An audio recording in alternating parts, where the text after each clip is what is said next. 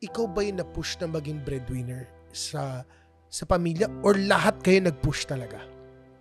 Actually, hindi ako yung breadwinner sa pamilya. Actually, yung ate ko. So, she's one of the reason kaya nakapag-aral ako, nakagraduate ako ng high school, nakapag-try ako mag-aral ng college. And nag-stop din ako kasi, ayun nga, financial problem. So, ayun, nagkaloko-loko pa yung tatay ko, babaero. Tapos,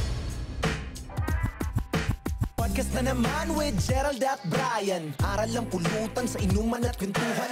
syempre, part ng babaero is gumastos para sa babae niya. And syempre, hindi naging priority yung pag-aaral ko. So, napabayaan kayo? Napabayaan, yes kami. Sorry sobrang ang dami nangyari sa'yo. Sobra. And to me, isa sa mga factor na nung na-realize mo na mahirap para talaga kayo, ang naiisip ko doon, you realize that somehow you see yourself as a big fish but in a small pond. Yes. If you get what I'm saying, na parang, okay, mas nakakaangat ka sa iba pero you're only looking at your current environment. Nang lumabas ka na, nakita mo, fuck. Ang hirap pala talaga namin. Yes. And to think na bonus pa na may mga challenges kayo as a family. Grabe, ang bigat nun. Unang tao na nakatulong talaga sa'yo yung ate mo. Yes. She's the best. Talagang napaka-selfless niya nung mga panahon na yun. Yung time na yun, she was not successful yet? Or hindi pa siya ganun She's ka-stable? not successful. She's really working hard for her family.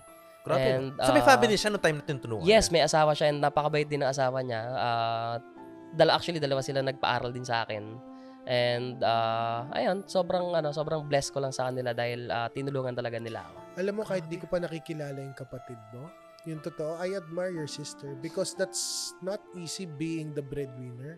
Isipin mo yung para sa'yo, ibibigay mo pa sa pamilya mo. Na minsan Yes. nagkukulang na nga eh.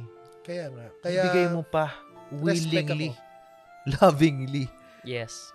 And to think na may pamilya na rin siya. Yes. Napaka-selfless. Until now, ramdam ko pa rin yung pagiging breadwinner niya sa family namin kasi grabe pa rin yung support. And what's nice about you is that even na successful ka na ngayon, you still credit her for your success. Yes. Kasi even if nakatulong siya naging accessory siya kahit papaano because you were able to study, hindi mo man natapos but nakapag-aral ka.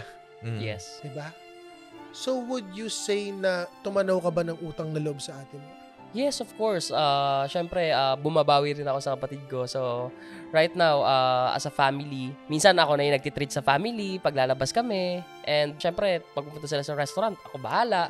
How about And, financial support? Of course, sa family, nag-support ako sa mother namin. Kasi since yung mother na lang yung meron kami ngayon, so focus kami kay mother. And sila, may business din kasi sila. And okay din sila as financially. That's makikita mo yung mga taong siniswerte sa buhay. Grateful. Grateful and marunong mag-return ng favor. Hindi one way.